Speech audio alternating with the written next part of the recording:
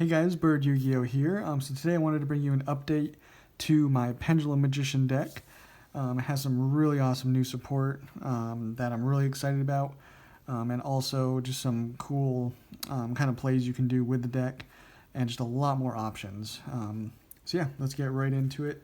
If you guys have not already, make sure you subscribe. Then if you need any of the cards shown in this video, you can check the link in the description for TCG Player. It's the best place to get any Yu-Gi-Oh cards. So starting off with the monster you always want to be special summoning or pendulum summoning from your hand, Harmonizing, because then you just get a free magician summon from your deck. And then this is also a level 4 tuner, perfect card. And then we're also playing 3 Oafdragon. This is probably one of the more important cards. Obviously Harmonizing is as well. But this is a really good low scale. It's the one you always want in your scale because generally whatever you have in your extra deck you can then just add right back because you're most of the time, I'd say 95% of the time, going to have 2 magicians in your pendulum zone, so you can just use his effect. Really good. And then the other one that you'll usually want beside him is a double iris, so you can search out your amazing spell card and trap card that are pendulum graphs, so really good card to have. And then we're also, as a starter, playing 3 Wisdom Eye. If you don't open Pendulum Call, this is your next best option. Very good. It's your way of easily getting access to Oafdragon, so really nice card to have. Then for the other magicians, we're playing 1 Purple Poison. Comes up quite a bit. This is really good in combination with your Time Pendulumgraph, because then it allows you to pop 2 cards. Black Fang, again, another nice one. Allows you to special summon a dark spellcaster from your graveyard. Doesn't always come up, but when it does, it really extends your plays. Dragonpit, mostly there for a level 7, but also allows you to discard a pendulum monster and then target a spell and trap on the field and destroy it. And then a new addition is just 1 White Wing. It's another tuner, so it allows you to go into Crystron Halqifibrax, but also it's a level 4 tuner, so it allows you to easily go into some level 8 synchro plays, which is really important for this deck, and especially this version that I'm playing. So yeah, this is just a really nice card to have. It's another low scale as well. You seem to have a lot of higher scales with this deck, so it's nice to have that low scale.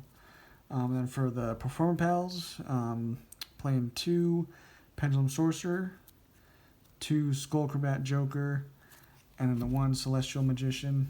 So this package just fits perfectly with this. Obviously your best normal summon with this deck is Skullcrobat, searches you any Magician Pendulum monster. But Pendulum Sorcerer, at the very least usually is going to be able to pop a double iris, search you a pendulum graph, and then be able to search you a Skullcrobat Joker to just normal summon. So yeah, this is just really nice with the deck. And then as like an extender, Chronograph Sorcerer, another higher one as well, which is nice to have.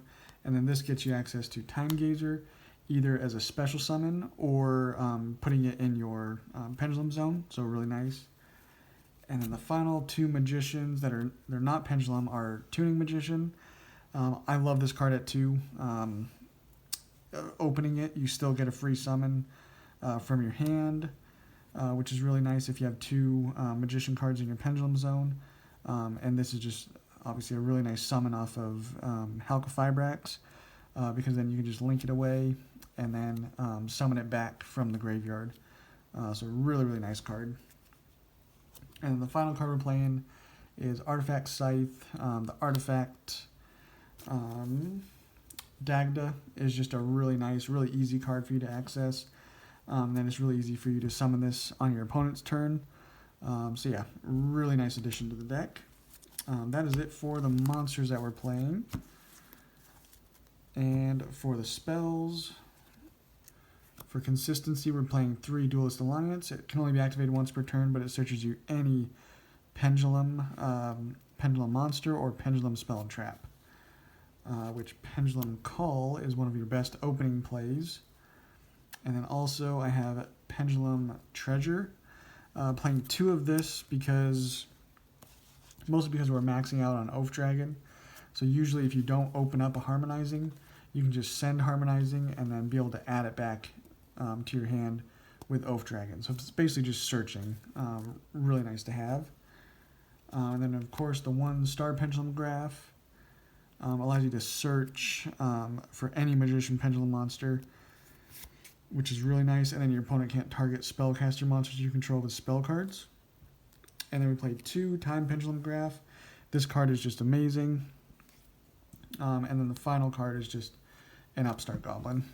So that is it for the main deck, 40 cards. For the extra, playing the Timestar Magician. If you make this and you didn't use your normal summon, you can just search a Dark Spellcaster, which is almost always going to be a Skullcrobat Joker, unless you already used it and you don't need another one. But yeah, Timestar Magician is really nice. Tornado Dragon, it's an option if you have your set Artifact Scythe to just make a tornado and then pop it on your opponent's turn to just lock them out of the extra deck. Tornado is really nice. And then Abyss Dweller is the last one. With the boards we build, with some really nice synchros, Abyss Dweller is just a perfect complement as a rank 4. And then for our links, playing 1 Selene. We played quite a few spells, so you should be able to get some to the grave, and then this is just a free special summon. And we play, of course, the Halqifibrax. It's basically the key to the deck, being able to combo off and do some cool stuff. Artifact Dagda is able to set that scythe directly from your deck. And then link 4s are Apollousa and Borrelsword. They're very easy to get to with this deck, and they're very nice to have for going first. Apollousa for some negates, and then Borrelsword for some OTKs. And then for our synchro plays, because of Halqifibrax, we're playing the TG Wonder Magician. This is another way of easily popping your Artifact Scythe, because when you banish your Halqifibrax to then special summon Wonder Magician will just target a spell and trap, which is going to be your Scythe, on your opponent's turn, and you'll be able to then special summon that Scythe.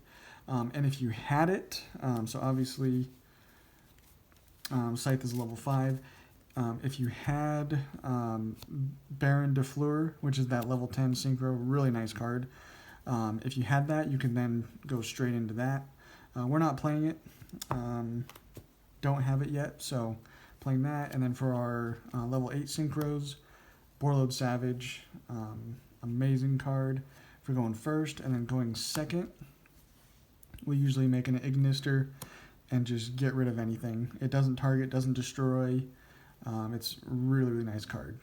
And then the final little engine that we're playing is the new Zeroa, the Magistus. This is an amazing level 8 synchro that is really nice for this deck. So basically you make this, and then you attach you equip a Magistus monster from your extra deck to this card, and then your opponent cannot activate the effects of monsters with that same type. So we play 3. So if you make this and then attach a link, your opponent can't activate any link monsters effects. If you activate, or if you equip your XYZ, they can't activate XYZs, and then you equip your fusion. We don't play the other synchro just because I feel synchros just aren't really that prevalent. But then also, while equipped, Artemis doesn't really matter too much because we don't play any Magistus cards. But Awas will give Zeroa 1,000 attack and defense, really nice. And then Riliona will allow you to target a monster your opponent controls and negate its effects until the end of the turn. So both of these have really good equip effects. But of course, if you're playing against Tri-Brigade or something like that, and you just need to negate, so your opponent can't activate link monster effects, Artemis is the way to go there. But yeah, it's a really nice engine. That's another reason for playing the White Wing, because it's just another way of being able to go into, say on your first turn, you make a Borrelsword and a Zoroa equipped with, say a Link. That's a really nice board. Just using, 2 tuners, and obviously you have to go into a Link to then use Borrelsword. That's pretty easy with, Crystron and all those cards. But yeah, that's as good an opening as you can get with this deck, and it's really cool with this new Zoroa. Really nice synchro, check it out. Obviously good in Magistus, but then really good in any deck that plays a Spellcaster Tuner. Making this is really nice. So yeah, that's the deck, guys. I think it's a really good deck. I've been playtesting it for a while. It's strong. It plays through hand traps pretty easily still, because you do, obviously Droll and Lockbird is going to kill this deck, but any other hand trap you can usually play through as long as you open some decent cards. So yeah, check it out, guys, and we'll catch you on the next one.